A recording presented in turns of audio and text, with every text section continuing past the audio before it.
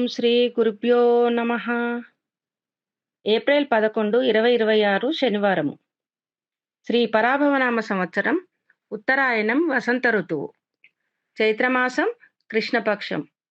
సూర్యోదయం ఉదయం 6:06 సూర్యాస్తమయం సాయంత్రం 6:27 తిథి నవమి రాత్రి 12:35 వరకు. తరువాత దశమి. సంస్కృత వారం స్థిరవాసరః.